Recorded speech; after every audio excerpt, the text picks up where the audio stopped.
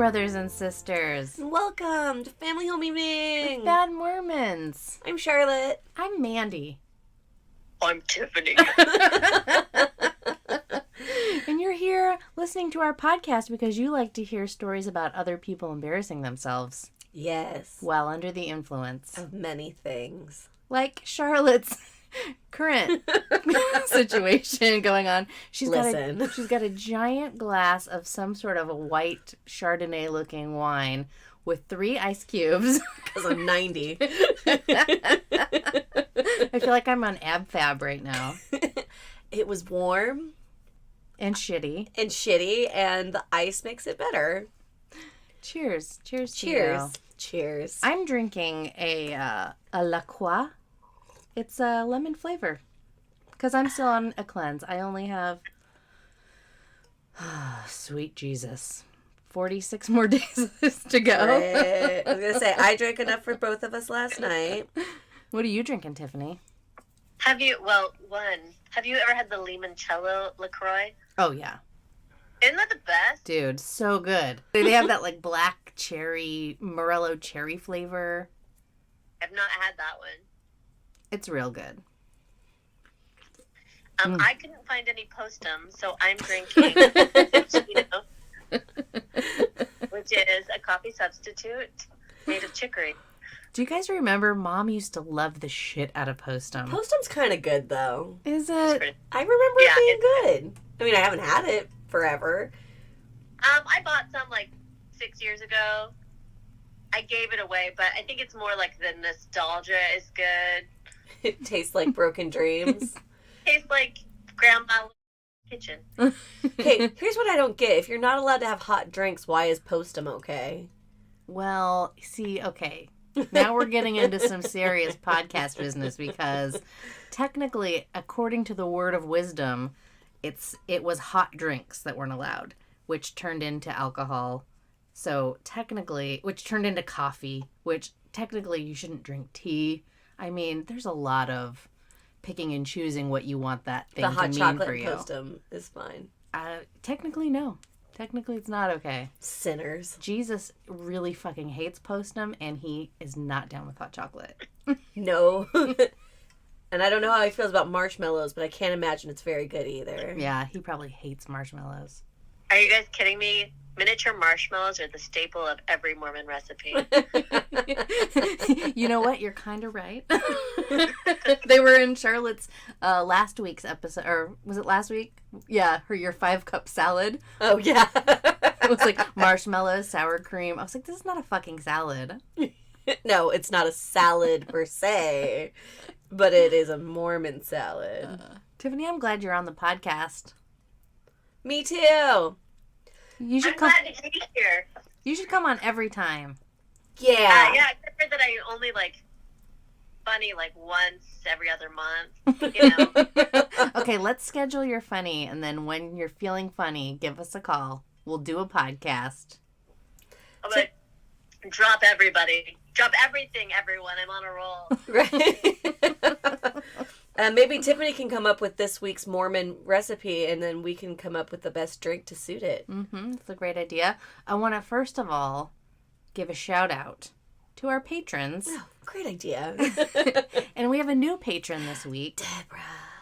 Woldementa is the name they gave. Oh, I'm okay. pretty sure I know who it is because I read their email address.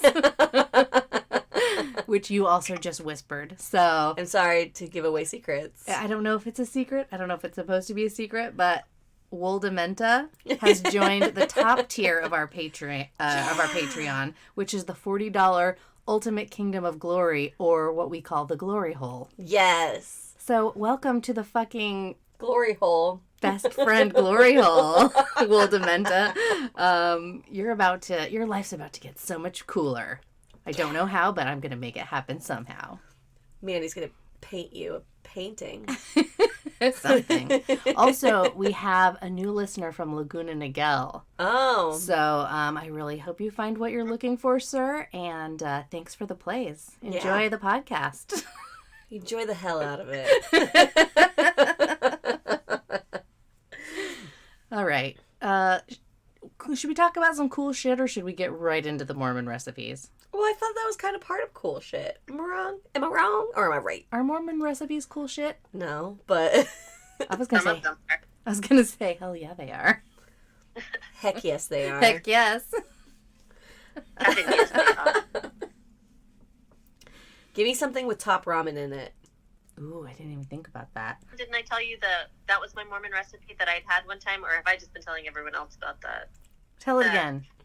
Iceberg lettuce, chopped up, dried ramen noodles, at least 2 packets, crumbled on top of your iceberg lettuce.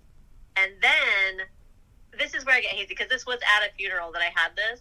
It's either the packet of seasoning open and sprinkled on that, and it's a dry salad, or they mix the seasoning in with an oil or a ranch dressing or something, and then put that on it. Actually, I think that sounds really fucking good.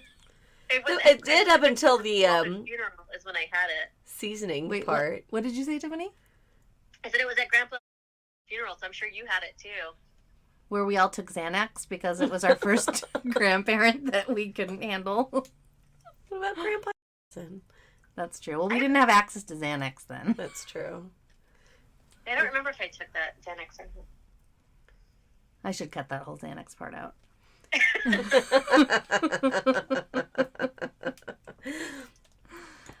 That's pretty good. I don't remember having that, but it sounds like it would be delicious. I mean, I'd eat it. What would you pair with that? What kind of beverage would you pair? Post them. Oh, so let us fill you in, Tiffany. We have a listener on Instagram, Super Fresh Candy Pants. Yes! That Good. gave us the idea for this game to talk about what kind of beverage we would pair our Mormon recipe with. So, for your I got for your I think a top, Sauvignon Blanc. You go well with like the Mormon iceberg. rye bread. You would have like a coffee liqueur sort of a drink. yeah, exactly. I think last week for Charlotte's 5-cup salad, which was sour cream and marshmallows, a bunch of canned fruit. I was like, Prosecco, a dry, crisp Prosecco to balance out the sugar. Makes sense, yeah.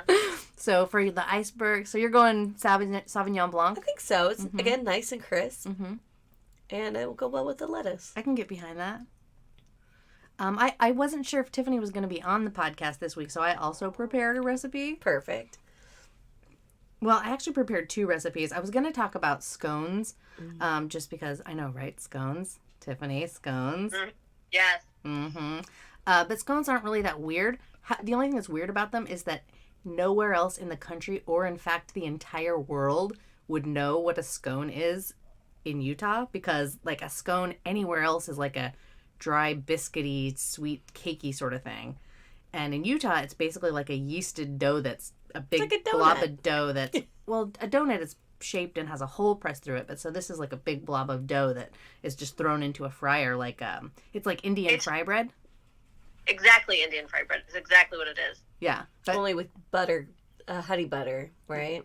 yeah, honey but it's butter. called a scone in Utah. So, like, you could go to Glouser's, you could go to Angie's, you could go to any, like, diner and order a scone, and that's what you would get. Right, but leave the state, and then they'll And be like, everyone's what the like- fuck is this? Yeah, no, you ordered a scone. In fact, I remember ordering a scone probably in Bellingham, because that's the first place I moved out of Utah. And I was like, what the fuck is this dry, hard thing that you're supposed to eat with a cup of coffee or drink a tea with? And also, fun fact, in Australia, they call them scones. Ew. I know, I didn't like it either. So anyway, I'm going to skip that one. I'm going to go straight for the green. I was going to say, I vaguely remember this from our blackout recording session last night that we're not airing because Charlotte was blacked out, was that I paired a White Russian with it, right? With With a the scone? I think it'd be delicious. Sure, yeah. It would be delicious. Okay. Anyways, I was just, can't just skate over it. You already said it. We need to pair it with something. Okay, fair enough. White Russian scone, honey butter. Yeah. Can I interject really quick? Yes. Okay. Okay, you said Prosecco. Is that with the ramen salad? No, that's she picked Sauvignon Blanc for the ramen salad. And I wanted to disagree. I think vodka and Kool-Aid would go better. Without ramen Oh my god, I'm gonna throw up. You are correct, Tiphany. Okay. That just reminds me of Grandma's house for Grandpa's funeral again. We were down there in the basement drinking. We couldn't make the Kool-Aid because we didn't have the sugar, so we just had the water and Kool-Aid and vodka, and it was so gross.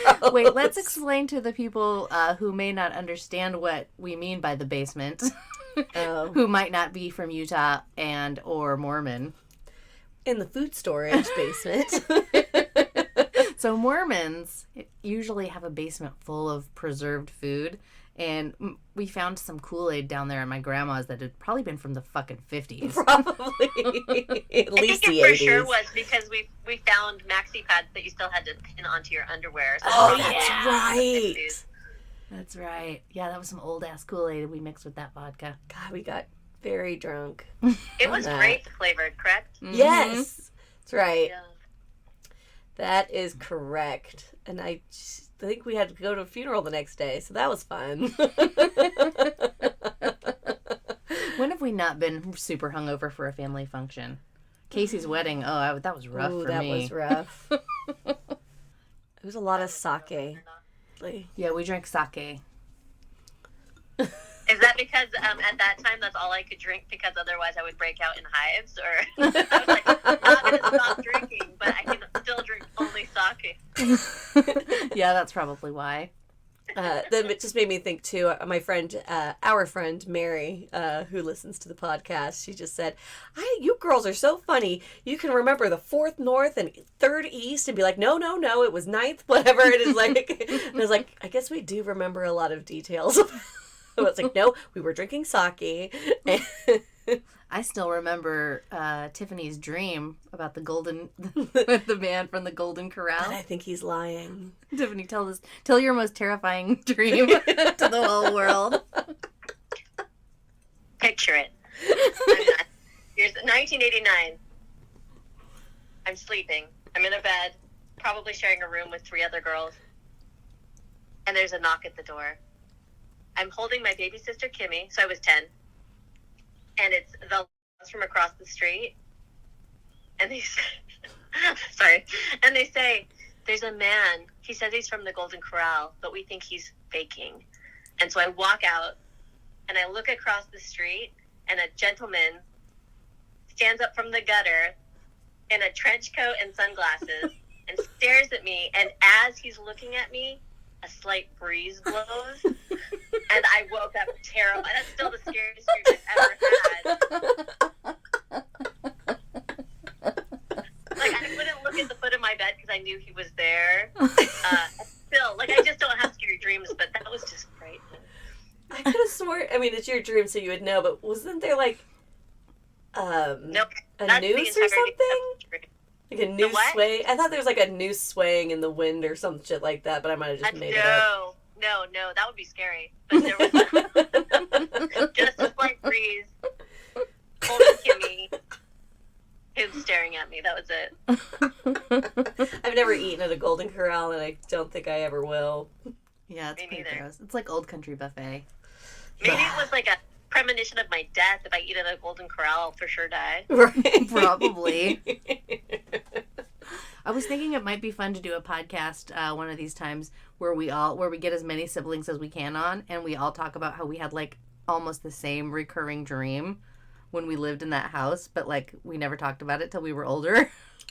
With the, Oh, in the one with basement. all the floors. Yeah, with like it was either different levels going upstairs or different levels going downstairs. I mean, it was the same level every Right. time, but it was like infinity. Like you never got to the end. Right. Mine What was... if you...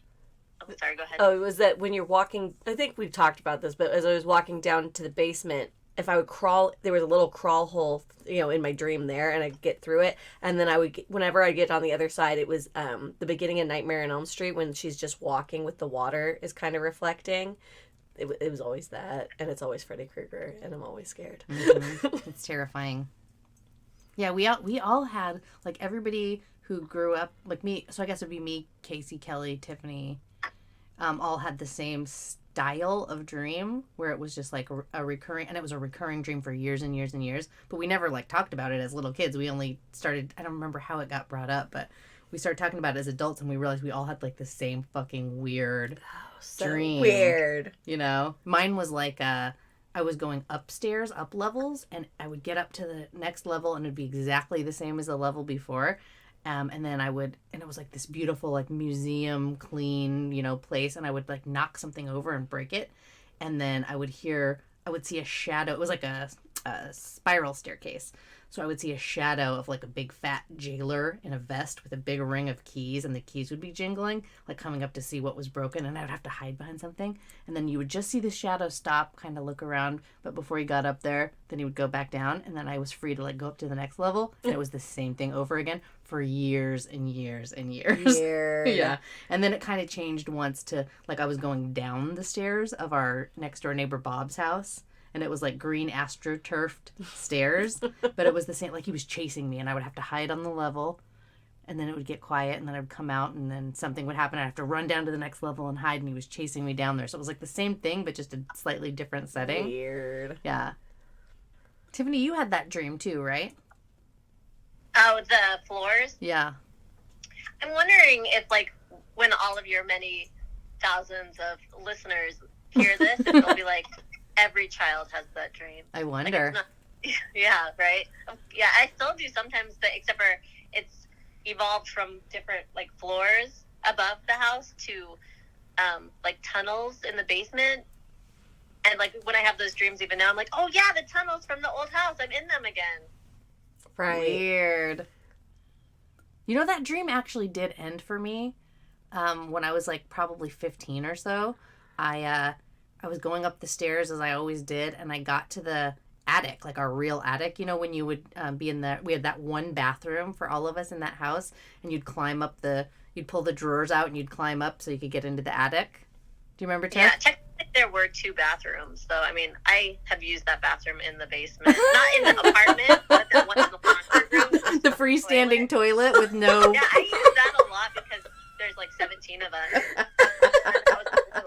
Did it flush? I don't think I... Oh, for sure. I mean, it flushed in that you had to open up a pipe. Like an old flush, like where, you know, like if you open up a water main. Oh, right. Sort of thing, and it would flush it, and then you'd have to close it once you knew that everything was gone. You're smart. I never would have even thought of that. Yeah, I never used that toilet. It's weird. It's, so picture it. It's an unfinished cement basement with just a random-ass toilet in the middle of it. There's no walls. There's no toilet paper. There's just... Yeah, was anybody it could under have the come down and light? seen me. They never did. What?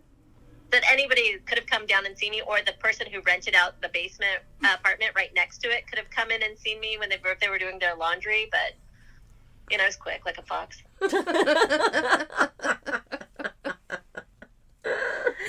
What was I saying? Oh, yes. So the dream ended because I had made it to the top, and the top was our real attic. And I was looking out. I don't know if you remember, there was like a tiny little, it wasn't a window, but it was like a vent. Like it was like a grated vent. You could kind of see out of it. And I walked over to that, and I saw, I can't remember, like, I saw a Jeep. I think maybe it was Mom's Jeep or something. I saw a Jeep down on the driveway below. And I had gotten out of that window, and I climbed up to the top of the house, and it was a steeple, like a church steeple, like exactly the steeple on our church, our Fifth Ward church. And I put my foot on top of that steeple, and I jumped, and then I woke up, and I never had the dream again. That's weird. I still have that dream, the Freddy Krueger dream. Yeah. I'm sure this is riveting for people to listen to. How about this? Let's talk. I have some cool shit I want to talk about. We just watched Palm Springs. That was great. On Hulu. Have you seen it, Tiff? I did. It was pretty good. I really liked it. It was super funny. It was like, it was Andy Samberg. They're basically like stuck in an infinite time loop, but it's kind of got a twist to it that you know. It's kind of like Groundhog's Day a little bit, but I wouldn't say better because I really like Groundhog's Day, but like different. Yeah. It was great. So I loved that one. And I also, for my little portion of cool shit, I just wanted to mention that we made a design for a t-shirt, And we put them for sale on our website. And every t-shirt that we sell, all the proceeds are going to be donated to drugpolicy.org in honor of our sweet friend who overdosed accidentally on a... Well, I don't even want to say overdosed. She was poisoned. She was poisoned, by fentanyl. She took one Percocet and died. She didn't wake up the next morning. She was 16 years old, and it's such a fucking tragedy. And so if you guys haven't checked out drugpolicy.org, it's pretty cool. It's got a lot of great information, and they're doing a lot of good work to try to, combat this like epidemic that's going on. So we're going to donate all the money to them. So check out the t-shirt if you would like. It's on our website, FHEBadMormons.com. I think if you put a picture of church on those t-shirts, they would sell better. You know what? We could totally make another one. Let's just make another one. You need to. It'll be the church I'm gonna edition. do the font. I'll send it to you. You heard it here first, listeners. You're the first to know about our new church t-shirt. And if you don't know who Church is, it's Tiffany's cat. So, spoiler alert. Fair enough. Does anyone have anything to repent for, or do you guys have any other cool shit you want to talk about? I believe Tiffany was talking about some American Ninja 2.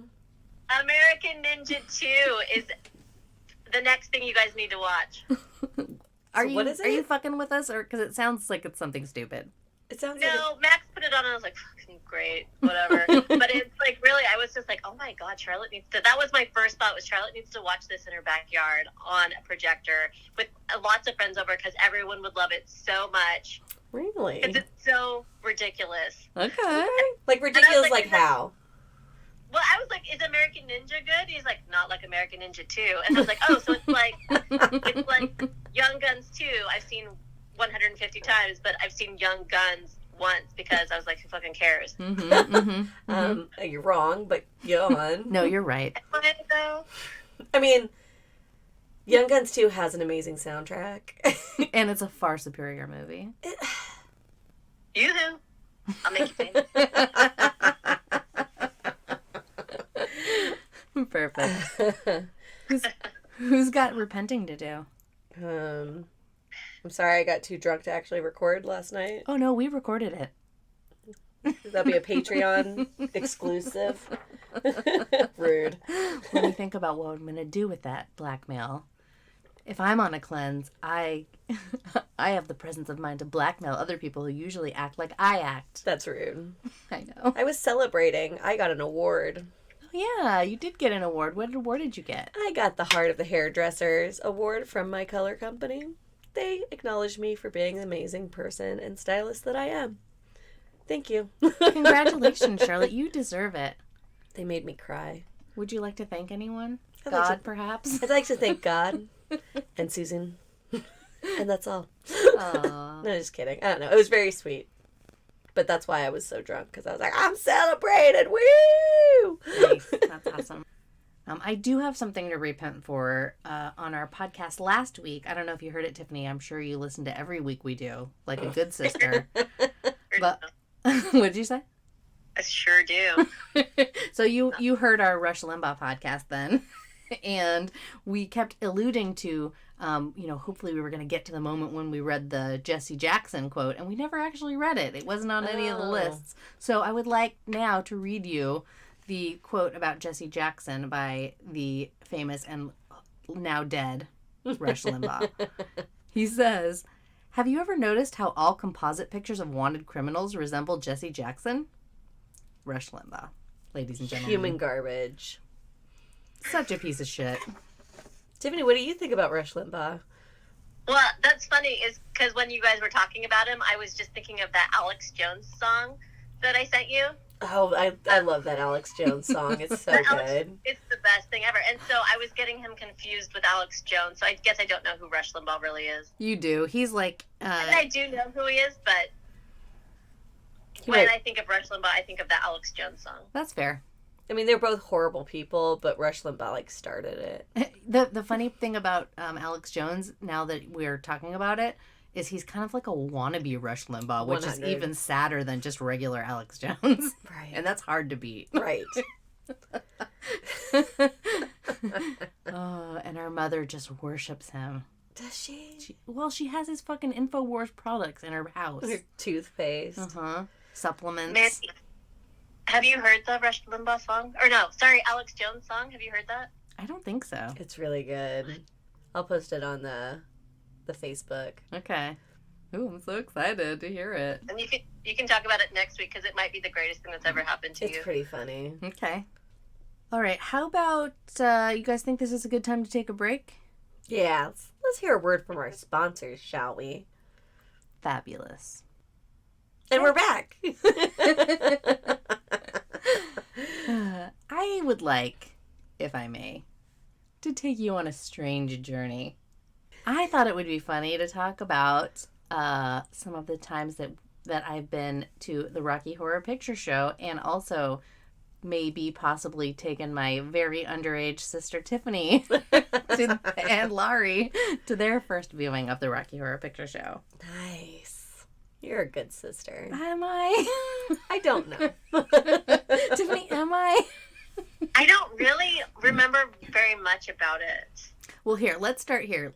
Just in case, so we have, some listeners all over the world from other countries who probably are learning English by listening to this podcast. So let's break it down what the Rocky Horror Picture Show actually is.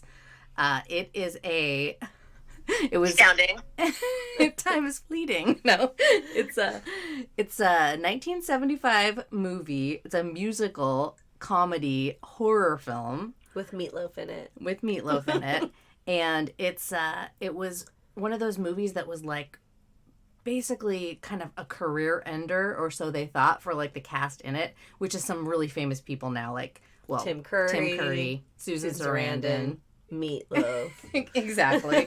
And it really just bombed the box office when it first came out in 1975, and then a year later audiences in New York City, so 1976, audiences in New York City started having fun with it, and they were doing like midnight showings of it, and they started responding to the screen. They started like dressing up in costumes. They started throwing stuff around, and they basically it evolved into what it's kind of become today. And then kind of the same time that was happening, there was this theater troupe, the King's Court Theater in Pittsburgh, and they were doing basically like a shadow cast of the movie. So they would have actors up on stage basically like lip syncing and miming what was going on the screen behind them, but while the movie was playing.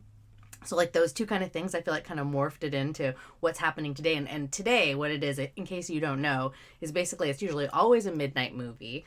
It's always played around Halloween. Well, it's definitely always played around Halloween, but it can be played any time of the year. And the premise is basically like a straight, young white couple get stranded, and they have to seek shelter in this castle that's overrun by this alien transvestite Spoiler. sex fiend who's created a sort of a sex slave Frankenstein. You don't find out they're aliens till the very end. Charlotte, it was made in 1975. Yes, but it's not a spoiler at this point. I forgot about it until you said it, so... Oh, I'm sorry. Cut it and start over? No. So anyway, so that's the premise of the movie. You go to the movie and then you dress up as your favorite character. There's a lot of really fun, fishnets and hot pants and all kinds of things you can wear. And then you... there's like different things in different scenes. So like sometimes you bring toast, sometimes you bring cards, everybody brings toilet paper, there's water guns, hot dogs. Yeah, there's like all these different things you can do, and you shout back at the screen, and it's kind of a whole thing. And it's super fun. I would also like to point out, actually, while I'm talking about it, that the Rocky Horror Picture Show is still currently to this day in limited release because it's shown in movie theaters for the midnight shows 46 years after it was initially released, making it the longest running theatrical release in history, which I think is super fucking cool. That is pretty cool. And I don't know why I didn't make this connection till just this very second. I was like Point Break Live. I mean, it's essentially exactly the same thing. But they actually play the movie at the... Right. So, yeah, it's different in that sense. But I'm just like, oh, okay. But I now see probably where the inspiration for Point Break Live came from. Mm-hmm. And I honestly think this is where I started to develop my love of musicals. Because I love me some musicals. And I love dressing up in lingerie and fishnets. I really wish I would have gone to one. I'm sure they're still playing somewhere. We'll get you to Well, one. does that mean that Charlotte's technically a virgin then, yeah? Yeah. It does, yes. Although technically we watched it play in New Orleans, but nobody was dressing up or doing any of the shenanigans. No, that's That not the means same. technically You're a virgin. Yeah, you're a virgin. Fine. If you haven't gone to a theater and done the whole thing, it can't just be playing in the background of a pizza parlor in New Orleans on Halloween. Fine. Yeah. So, I think, I don't quite remember my first time. I think I must have been like 15 or so. But I went at USU and I went with a bunch of my friends. I'm pretty sure Erica was there. And I think my friend Alan was there. Probably a bunch of other people I'm forgetting. But it was so much fun that we just went religiously. They would do it every semester. I was going to say every fiscal quarter. Every semester. And we would go every semester. And so this is when I took Tiphphany and Laurie to go for their first time. And I want to say, Tiphphany, I want to say you guys were like, I think Laurie was only like 13, right? I think she was 15 and I was 17. Really? Because didn't I? Because it was up here in Washington, wasn't it? No, it was in Utah. Are you sure? Maybe, I'm not sure. I was going to say, I wasn't around, but I assumed it was Washington. I'm pretty sure it was up at Western. I could be Oh. wrong, though, but I'm not. No, that would make more sense because I was trying to think. I was like, if I took you guys in Utah, I mean, I left home at 17, so you guys would have been so young. So that makes more sense that you guys had already been kicked out of your houses to live with me. And then I started taking you to Rocky Horror Picture Show. Yeah, that's how it went. Okay, that makes more sense. So let me tell you what I remember of this. So here's another tidbit, listeners, in case you're not aware. The first time you go to see the Rocky Horror Picture Show, as we mentioned with Charlotte, you're considered a virgin, and there's usually somebody who's like emceeing or hosting the thing, and they'll get up and they'll, kind of tell you what's going on or whatever, and then they'll ask if there's any virgins in the audience, and then everybody who has brought somebody for the first time, they'll point at them, and basically call them out, and the virgins are trying to hide, and there's no getting out of it. And so all the virgins have to get up on stage, and then there's some sort of performance or whatever that they have to do, and then they'll usually get auctioned off back to the audience. And so Tiphphany and Laurie are up there with another group of people. They got called out. We sent them up on stage. We're having a great time. And the task that they had to perform was faking an orgasm. And at that moment when he said that, I was like, oh my God, what have I done? This is too much. This is too far. They're going to kill me. Which, for Tiphphany, too, Mrs. Prude Pants. Well, let me just tell you something. Tiphphany fucking nailed it. It was like, it was a very dramatic, grand porn star orgasm that she did on the stage in this theater full of people. Like, if I remember right, there was a silence that hushed over the audience. Does that sound right to you, Tiphphany? Yeah, totally. And then Laurie went after you. Yes, and she probably got a standing ovation. I think so. But I don't think that she would have had The gusto. Yeah, she wouldn't have really gone that over the top if she hadn't, seen you do it first. Oh, for sure. There was like 5 people in front of me that didn't do anything. Like, I was the first one to go, and then it was Laurie right after me, and she won. Yeah, I thought you had it in the bag for sure, but nope, she just came in and stole your thunder right out from under you. That bitch. I will not I'm be pretty doing sure that's why I can't speak in front of people to this day. Because she stole your orgasm? Yeah, exactly, because I was denied a victory. Yeah, so then after that, the audience gets to basically, so the virgins got auctioned off. It's not the same at every show, but at this show, the virgins got auctioned off, and then the audience members could buy them. And I was trying to buy, my sister so that they could come back and sit with us. But I was outbid immediately. Everybody wanted a piece of those too. And so I bought another virgin for a can of tuna fish or something like that. I think I had a Band-Aid and a condom and some other random shit in my pocket that I was trying to buy virgins with. But I did get one, and it was for a can of tuna fish. Nice. And then when the movie starts, everybody sneaks back to their friends and enjoys the show or whatever. But that was one of my most memorable Rocky Horror Picture Show experiences. That's funny. Tiffany, did you ever go back? No. Are you serious? I've never been back, no. Would you be interested in de-virginizing Charlotte with me someday? Let's do it. So wrong. So many levels. If it wasn't next week, I'd be like, I'm flying down for my birthday. We'll go. But there probably aren't any showings because of COVID. Yeah. So I stole Tiffany's Rocky Horror Picture Show CD, but it wasn't from the movie. It was from one of the live performances.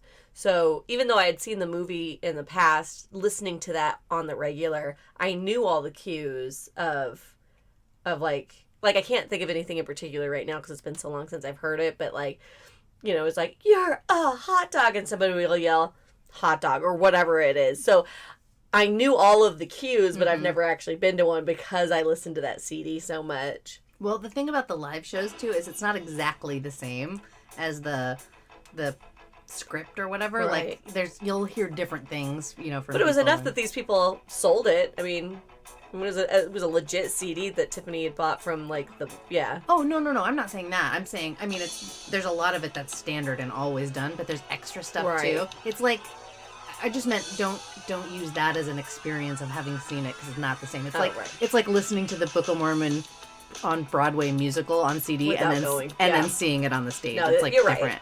It's true. I was just trying to get out of it. Nope.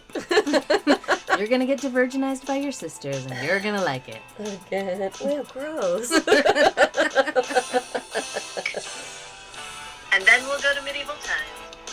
If you're enjoying our podcast, please leave us a review on Apple Podcasts. It goes a long way towards helping other people find our show. We're also making a lot of new merch. So if you haven't checked it out on our website, go to FHEBadMormons.com. Not badmormons.com, just in case you're new to the podcast.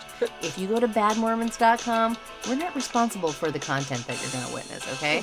That's badmormons.com, which is not our podcast. If you're liking what you're hearing, share it with your friends.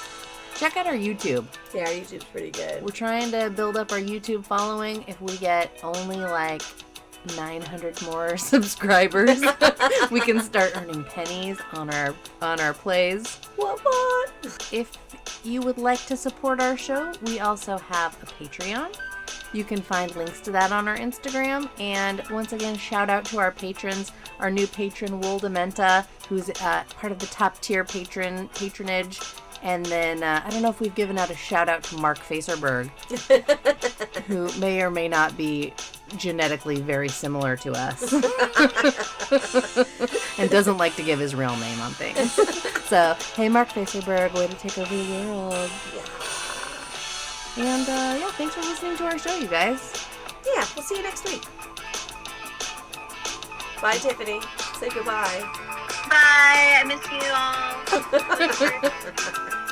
all.